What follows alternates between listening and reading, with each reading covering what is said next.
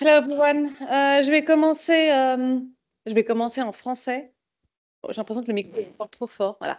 Je vais commencer en français. Je vais vous présenter le master en économie politique.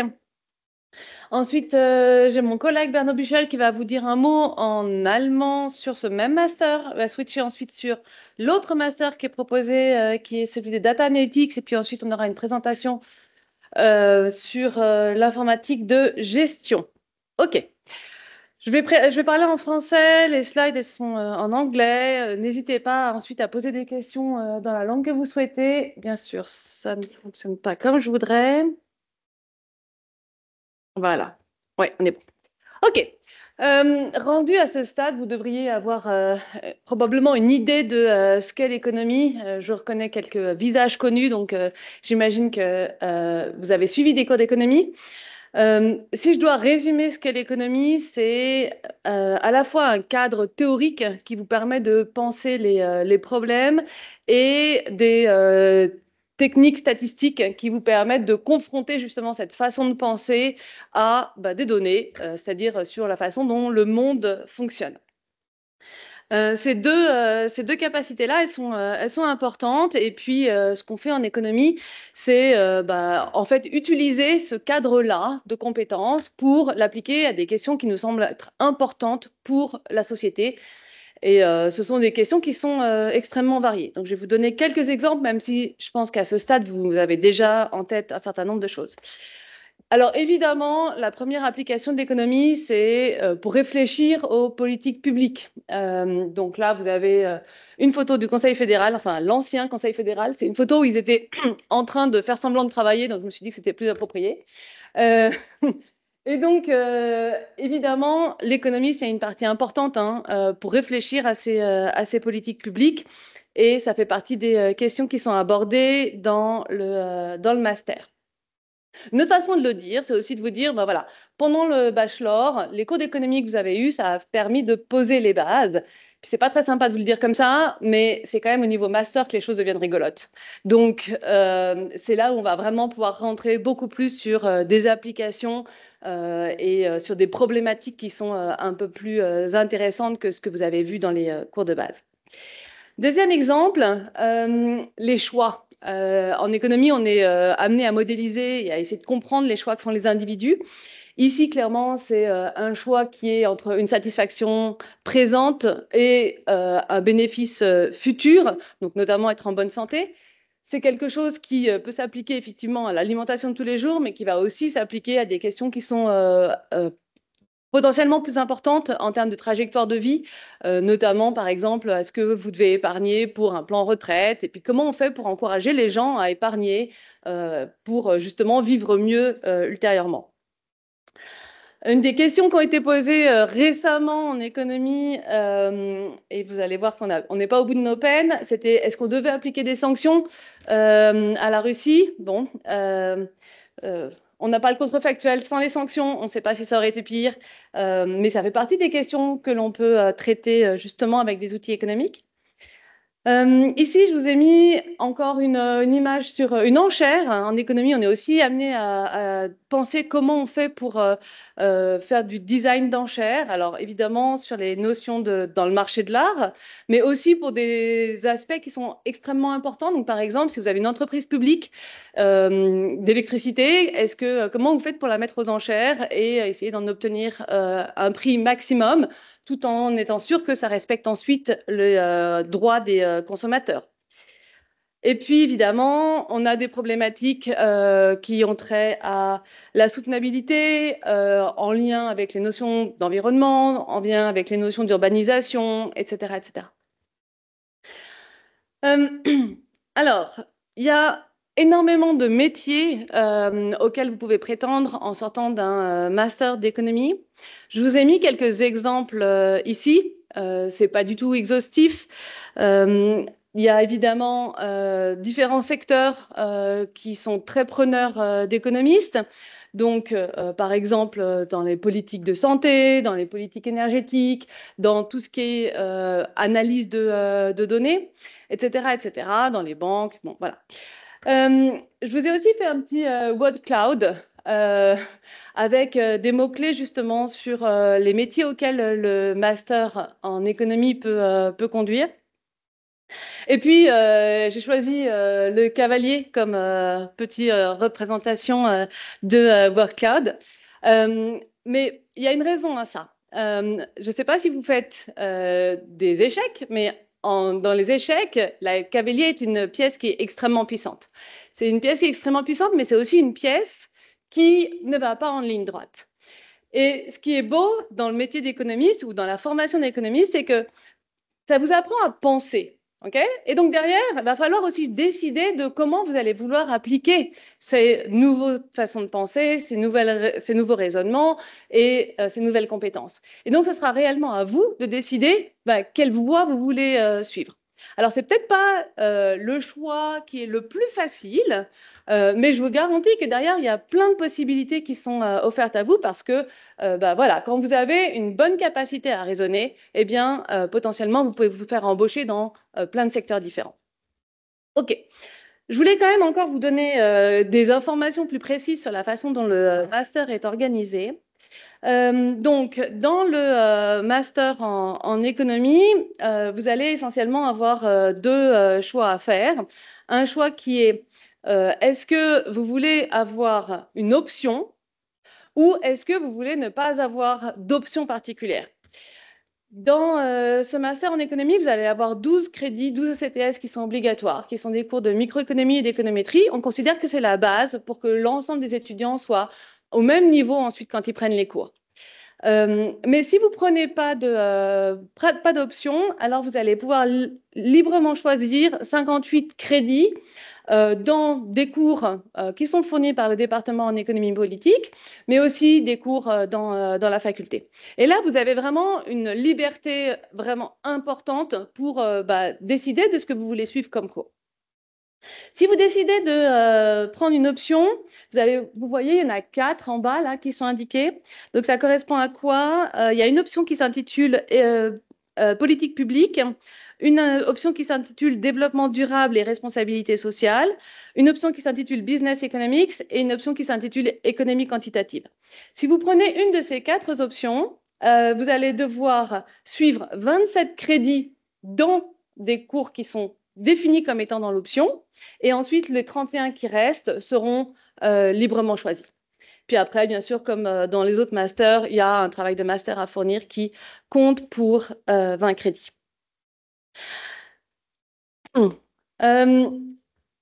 y a aussi la possibilité de partir en échange.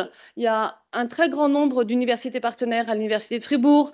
Je n'ai pas décidé de vous mettre la totalité de ces universités parce que en pratique, il y a tellement de choses qu'on ne s'y retrouve pas tellement. Ce que je vous ai fait apparaître sur la carte, c'est les universités qui sont préférées par nos étudiants dans le cadre de ce master.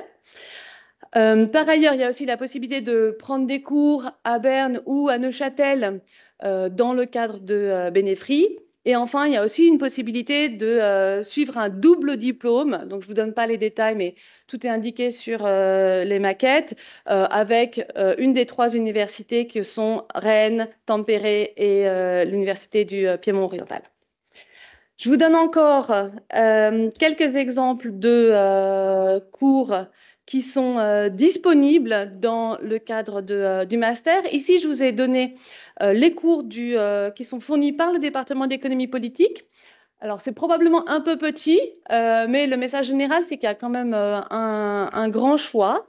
Et puis, comme je disais, il y a aussi la possibilité de valider des cours dans d'autres départements au sein de la faculté. Donc, comme vous le voyez, on a un grand nombre de cours qui sont en anglais, encore un relativement grand nombre de cours qui sont en français, et en allemand, l'offre de cours est un peu plus limitée. Voilà, et puis si vous voulez des informations plus détaillées, vous pouvez scanner le QR code, vous arrivez sur le site du département d'économie politique, et là, il y a encore un petit peu plus de détails sur toutes les questions pratiques qui peuvent être importantes pour vous. Voilà, j'ai aucune idée du temps qui... Parfait. Berno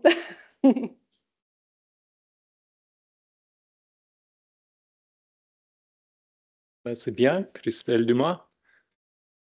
So nice to see familiar faces here. We had class this morning. So nice to see new faces here. We tried to convince all of you to do a master's program in Fribourg in this faculty, and we believe that we have very good arguments. Before I talk about specifically the master's program in data analytics and economics in English, I would like to say some words on this master's program that has just been presented, the Masters in Economics, and I would like to do this in German, weil der Eindruck entstehen kann, dass man Französisch sprechen können muss, um hier Volkswirtschaftslehre zu studieren. Man kann hier aber wunderbar Volkswirtschaftslehre, einen Master machen, ohne dass man französische Kurse besucht. Französische Kurse zu besuchen, ich sage das nicht laut, aber ist nur eine Option. Ja? Man darf, man muss nicht. Man kann wunderbar deutsche Kurse, davon gab es und gibt es nicht allzu viele, mit den vielen englischen Kursen kombinieren und hat dann genau diese Vorzüge des Masterprogramms in Volkswirtschaftslehre, die Christelle Dumas eben angeführt hat. Einfach, damit das auch explizit auf Deutsch klar ist unter uns, ja, man kann auch ohne französische Kurse wunderbar hier VWL studieren und hat alle diese Vorteile. Okay? Having said this, let me move one slide further to another master's program that also has economics in its name, but it also has a different part in the title, and that's data analytics. Let me start with two buzzwords. One is big data, one digital economy. We don't care about buzzwords. Doesn't matter, it's just names. But in fact, there are fundamental trends behind them that we have to care about because they define our world now and in the future. So if you look at the fundamental trend, the increasing availability of data, some people claim in the last 2 years, but let's say in the last few years, more data have been created than throughout history of mankind. That's a fact. More and more data are created every day than it used to be the case. And at the same time, there are better possibilities to work with this data, make value out of this data. That hasn't been available 25 years ago. When I was a student, there were already large data sets, but people somehow didn't really know how to handle this and how to make sense out of it.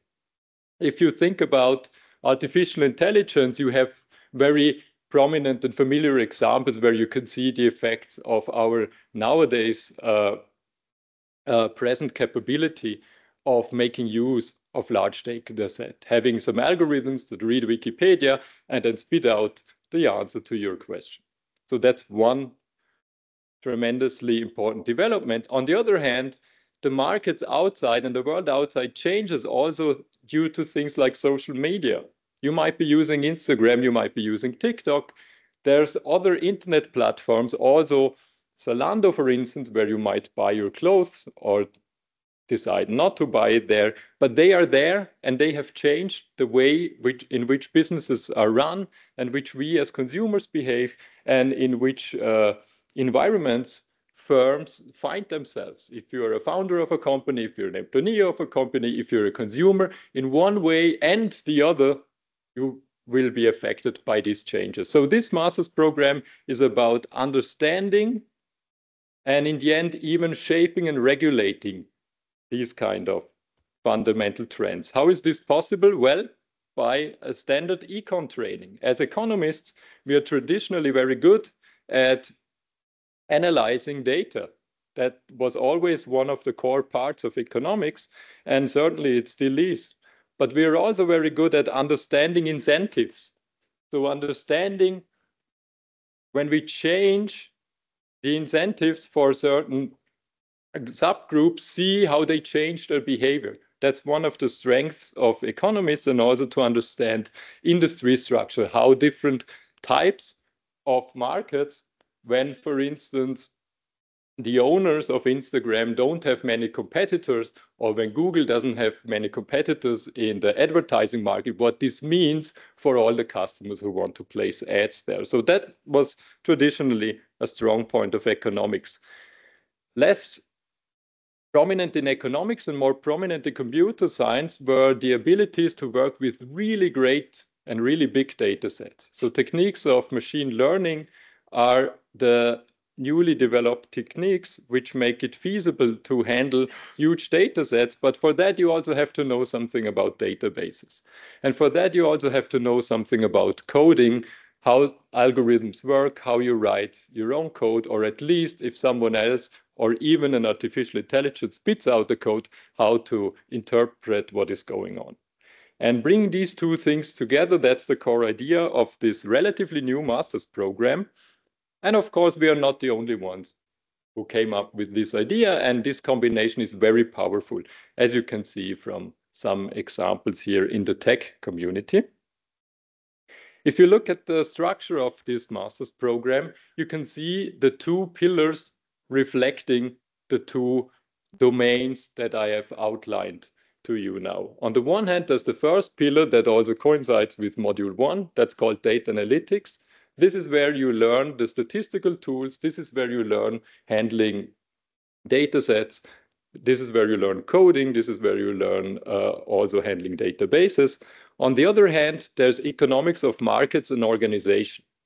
So the other pillar has a specific focus on the platformization of the economy, has a specific focus on the type of businesses that I have mentioned, like how does TikTok make money at all? We don't pay for TikTok. How do they make money, for instance? So that is to say, it's not as broad as studying economics overall. So if you study economics, you have a plethora of choices. In the module 2, economics of markets and organizations, it makes sense to study these parts of those possibilities that we offer here in-house that fit very well and complement the first pillar, which is data analytics. Let me make this a little bit more specific.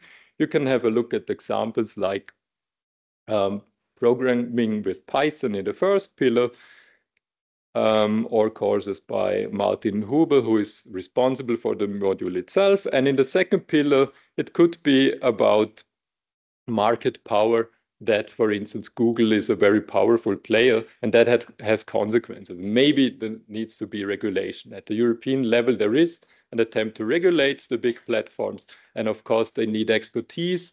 We have to understand this in order to understand what is going on, in order to shape the future. Still, there is choice. In particular, if you have done sufficiently many points with each block, then you can specialize further within the two blocks, be it in data analytics or in economics of markets and organizations. You can do additional courses there, but you can also choose courses which are a little bit beyond the standard things, which follow more your own interests and are somehow the rooftop of that building. That's the module specialization, where you can, with a special interest in finance or in marketing, to apply the techniques you have learned to the topic of interest.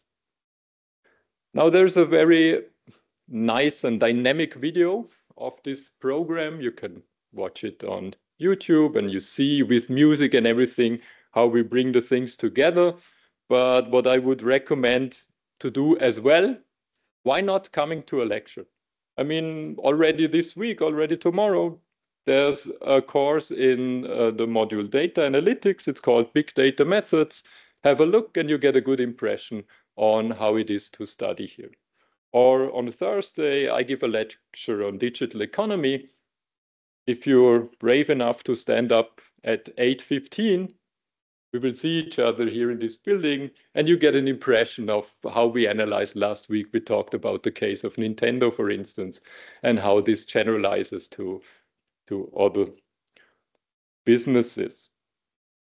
That is to say, to come back to the very first presentation, master program in economics, both courses belong as well and are at the heart of economics as well. So also, if you choose the first master's program, you're very welcome to visit us in these courses or in other courses. As far as I know, most professors are very open if they have visitors, and being a visitor doesn't cost you much, but it gives you a lot of information, and you see how it is to study here for those who have not done the bachelor's here.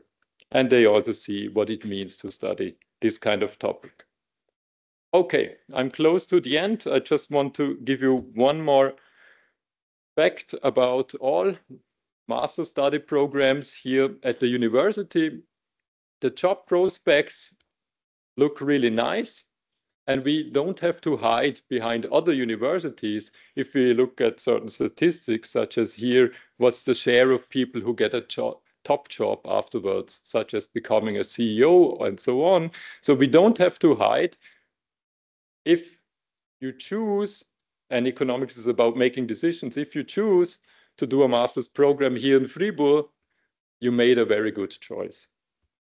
Looking forward to seeing you.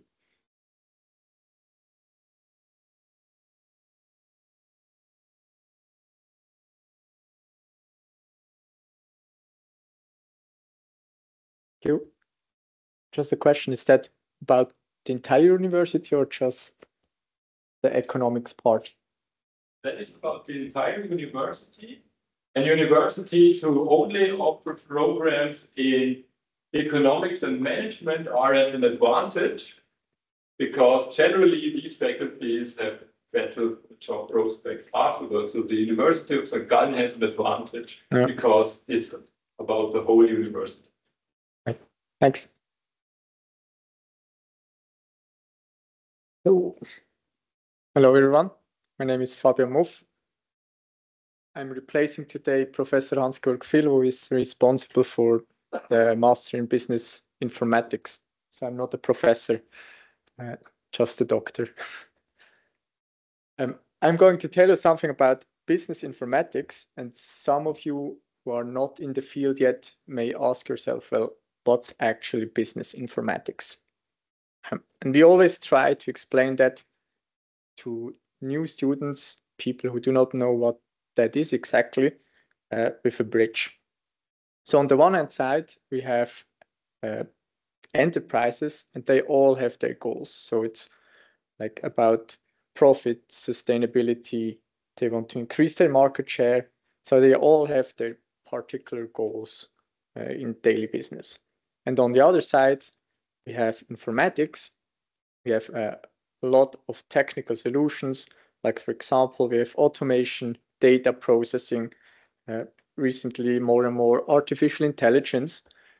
And the question is, how can we use all of these technical things, these technical solutions, to help enterprises reach their goals, like improve profit, sustainability, whatever. And that's where business informatics comes into play. So that's like exactly this overarching bridge between these two areas. So the idea is that we have their methods which help in digitalization, like enterprise modeling, or for example, we can use simulations, decision support. So a lot of small disciplines which try to bridge that gap between informatics, the very technical part, and the goals of enterprises.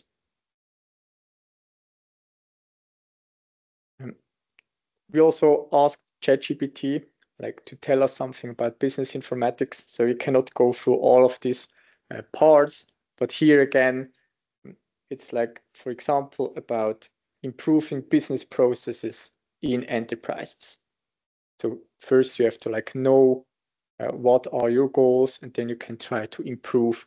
And business informatics provides methods for doing that. Or as well, like supply chain management, so you can improve your supply chain, or also in digital transformation, for example. Then here at university specifically, this is an example from our research group. Just as an example, we could use enterprise modeling in combination with augmented reality. So that's like a very specific technology to try to help enterprises to get the information they need during daily business at the right place at the right time, just as an example. Or robotics. So we have in the Fab Lab and in the Smart Living Lab some robots. We can try on small-scale robots. Here in this case, it's a Lego robot. We can try out processes, create automation processes, and apply that then onto real-world robots, like very big and very expensive robots.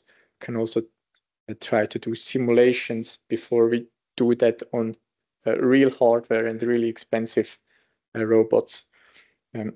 So that can also help to, like, for example, increase profit if you're not just working on the very expensive parts from the beginning on to try out things. You may ask yourself now, well, what does that help me if I do a master in business informatics? These are just some examples of what our alumni in business informatics did as jobs after finishing. For example, there are a lot of business analysts, also enterprise architects, can also go into IT project management. So there are not just very technical jobs. So if you're like interested in the combination of IT and enterprises, you can also do business informatics if you're not totally into programming and technical things, but there are like different areas where you can go even if you're not super technical. Then, of course, as always, the question, well, financial-wise, does that pay off? Business informatics, or people who did business informatics, are very asked on the market. So there are not enough people. I think that's as well like that in other study programs. But in this technical field, I think we cannot complain about after a master's degree. If you go into industry, I think you should not have a problem finding a job, and the compensation is not that bad, I would say. But let's talk about the structure of the master. So it's a bit different from the study programs we have seen before. First of all, master thesis is a bit bigger, so it's 27 ECTS comparison to I think 20 in the other programs. And the special thing in business informatics is that you also have internship that provides you 18 ECTS. That means we will see that on a later slide, that you will work some weeks in an enterprise, and that is part of the study program. Since business informatics is a very practical field, and we do not only want to teach you theories, but it's also part of the program that you actually apply that on real projects in enterprise. Then we have different modules, and some of them are mandatory, like modules in business informatics, 22 ECTS, and then you can like choose your modules or your courses from different areas, be it either in the Master of Business in Computer Science, which is a joint master, Bern, Neuchâtel, and Fribourg, or be it in the modules of management here at the University of Fribourg.